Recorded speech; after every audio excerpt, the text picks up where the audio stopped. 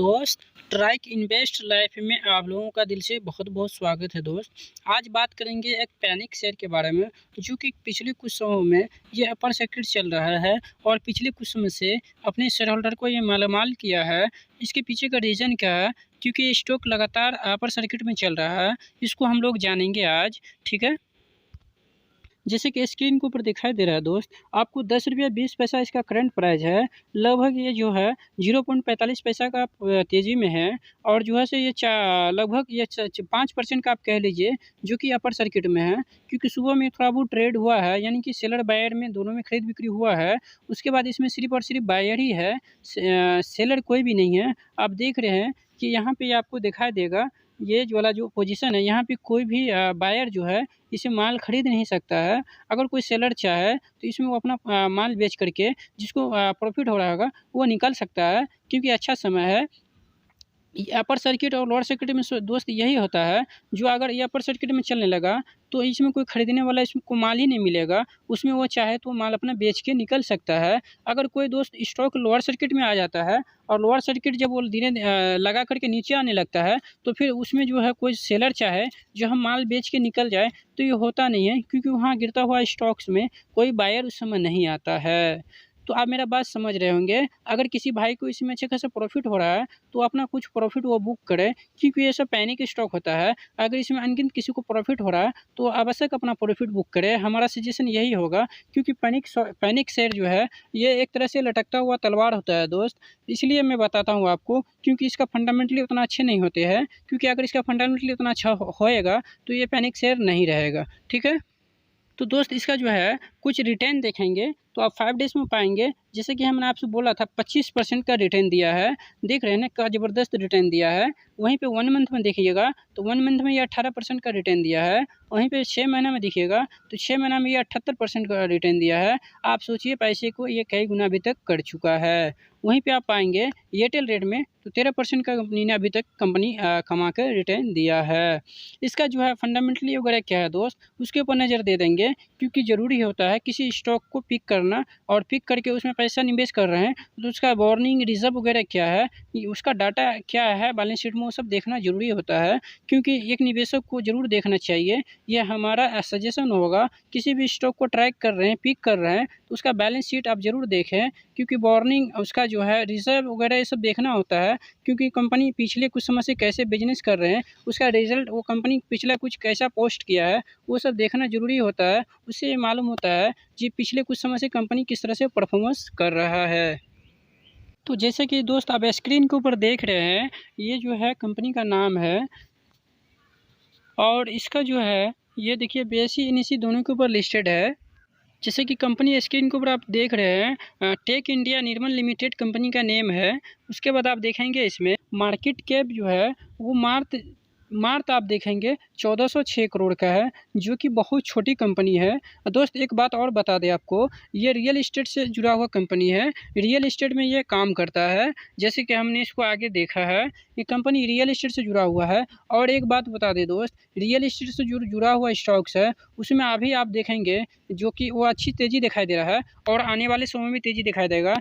क्योंकि इसके ऊपर का जो एक रीज़न यही है, क्योंकि अपना जो गवर्नमेंट पॉलिसी जो था बजट के दिन, वो बोले थे जो आवासीय का जो या रियल इस्टेट का जो काम होगा, क्योंकि कोविड के कारण पूरा पेंडेमिक था, इसको जो है सो थोड़ा सा जो है सो आगाह किया जाएगा, ताकि ये अपना काम ठीक तरह से करते रहे या फिर करे। ठीक है, यहाँ पे देख रहे हैं स्टॉक का पी रेशो जो है वो शो नहीं कर रहा है। ROC जो देखेंगे इसका -0.70 है। ROE देखेंगे वो भी माइनस है। बुक वैल्यू जो है 8 रुपया 80 पैसा का है। करंट प्राइस 10 रुपया 2 पैसा है।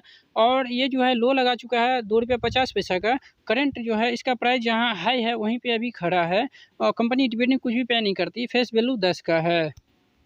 दोस्त यहाँ पे आप देखेंगे पीयर कंपैरिजन में आप दिखाई देगा DLF, उसके बाद गोदरेज प्रॉपर्टी, उसके बाद आप देखेंगे जो है आप नीचे में पाएंगे जो कंपनी के विशेष में अभी बात कर रहे हैं वो आपको नीचे शो कर रहा है। और इसका जो है आपने पहले ही देखा, जो कि इसका ROC जो है वो माइनस है। दोस्त एक बात बता दें आपको, आपने इसका क्वार्टरली रिजल्ट पे अगर नज़र देंगे तो क्वार्टरली रिजल्ट पे आप पाएंगे जो कि ये कंपनी जो है सेल्स में कुछ भी दिखा नहीं रहा है। तो आप देख सकते हैं ये किस तरह से लटकता हुआ तलवार है। जैसा कि हमने पहले ही बताया था दोस्त, जी अभी अपर सर्किट में है, किसी को अभी प्रॉफिट हो रहा है तो आवश्यक अपना प्रॉफिट बुक करके किसी अच्छी क्वालिटी स्टॉक में जाके निवेश कर सकते हैं शांतिपूर्वक से, क्योंकि इसमें आपको जो है सो टेंशन लगा रहेगा कि स्टॉक कब ऊपर जाएगा या फिर नीचे जाएगा। ठीक है, इसलिए आपको इसमें चिंता करने की ज़रूरत नहीं है। ये स्टॉक को आप ज़रूर जो है सो अवॉइड कीजिए, क्योंकि स्टॉक फंडामेंटली अगर हम लोग पिक करें तो हमारी फंडामेंटल में स्टॉक बैठ भी नहीं रहा है।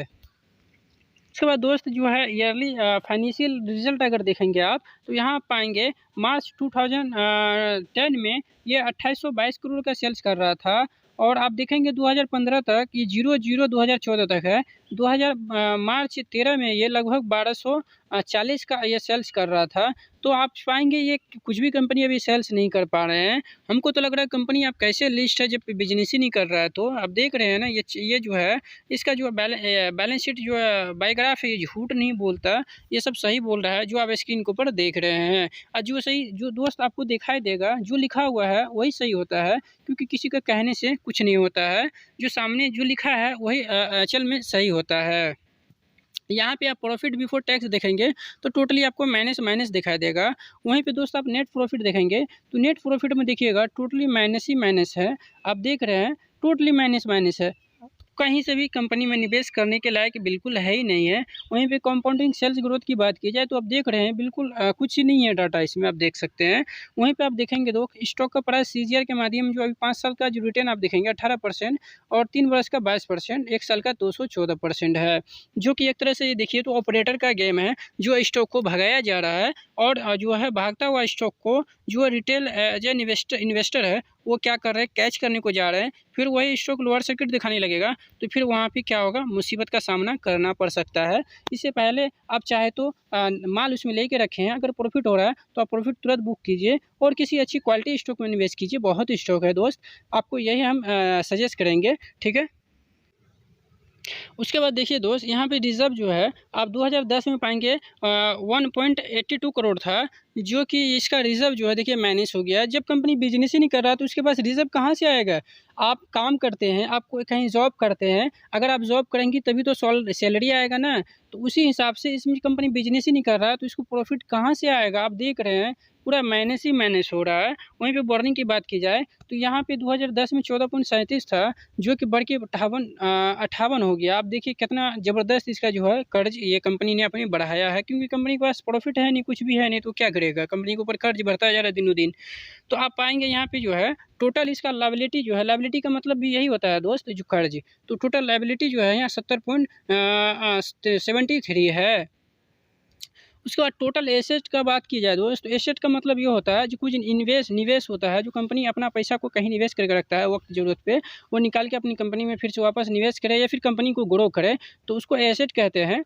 तो आप पाएंगे इसका जो है 2010 में ये 3653 था, 36.53 था, जो कि बढ़ के 70.73 हुआ है। ये थोड़ा सा मुझे पॉजिटिव इसमें लगा, बस सिर्फ और सिर्फ यही, और कुछ भी नहीं। उसके बाद दोस्त नीचे आएंगे, इसका कैश फ्लो देखेंगे, क्योंकि कैश फ्लो जरूरी होता है देखना किसी भी कंपनी का। आखिरकार कंपनी अगर कोई बिजनेस करता है तो टोटली बिजनेस करने के बाद उसको प्योर प्रॉफिट जो होता है वो नेट कैश फ्लो होता है, जो कि उसके पॉकेट में जाता है। तो आप पाएंगे कुछ भी नहीं है, 2019 में 0 है। वही 2020 में पाएंगे आप 0 है। वही मार्च 2021 में मात्र 0.05 है, मात्र मामूली सी है दोस्त, जैसे कि आप स्क्रीन के ऊपर देख रहे हैं। आप चाहे तो इसको हम हाईलाइट करना चाहेंगे।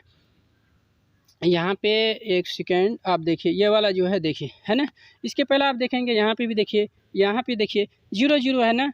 तो बस ये कंपनी से आपको बिल्कुल इस तरह की कंपनी में देखिए बहुत ऐसा लोग हैं जो बोलते हैं मल्टी बैगर है, ये है वो है। भाई उनसे बोलिए ना कंपनी बिजनेस नहीं कर रहा है तो मल्टी बैगर हुआ कैसे। अगर कोई ऑपरेटर उसको नचा रहा है, उसका मार्केट कैप देखा ना आप, कितनी छोटी सी कंपनी है, तो आप बताइए कोई भी ऑपरेटर उसको हैंग कर सकते हैं और एज ए रिटेल इन्वेस्टर को वो फंसा सकते हैं। तो ऐसे स्टॉक से आप दोस्त दूरी बना के रखें, हमारी सजेशन जो है यही होगा।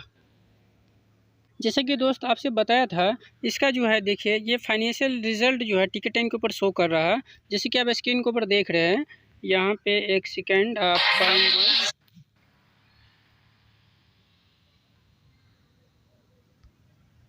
अब जैसे कि देख रहे हैं इसका जो है प्रॉफिट तो दूर की बात है, 2018 से ही आप देखेंगे जो रेड कलर का आपको बार्स लाइन दिखाई दे रहा होगा, जैसे कि हम एक बार फिर से इसको हाईलाइट करना चाहेंगे। आप देख रहे हैं कितना बड़ा है, जैसे कि यहाँ पे देख रहे हैं। दूसरा यहाँ देख रहे हैं 2019 में, उसके बाद यहाँ पे आप देखेंगे 2020 में, फिर वही देखेंगे आप 2021 में। तो कंपनी प्रॉफिट तो कर नहीं रहा, और दूसरी बात नहीं कंपनी प्रॉफिट को अपना जो है सो लॉस को कवर कर रहा है।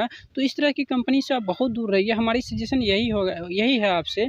दिख रहे हैं ना आपको स्क्रीन के ऊपर दिखा रहे हैं, आपको ये समझ में आ गया होगा जो कंपनी जब प्रॉफिट जनरेट नहीं कर रहा, कंपनी का बिजनेस पर्पस कुछ नहीं है और रियल एस्टेट से है जो सेक्टर है। आप रियल एस्टेट में जानते हैं जो बड़ा बड़ा हाथी है, जैसे कि आवास finance, HDFC MC, home first finance, इस तरह से जो कंपनी है वो सब कंपनी क्या है, स्टेजेबल है। वो सब कंपनी के साथ अगर आप जाते हैं तो आपका पैसा क्या होगा, जीरो नहीं होगा, बल्कि उस सब में आपका वेल्थ क्रिएट होगा, क्योंकि वो सब फंडामेंटली स्ट्रॉन्ग कंपनी है। वो सब का जो है मार्केट के ऊपर अच्छी खासी बिजनेस में पकड़ है।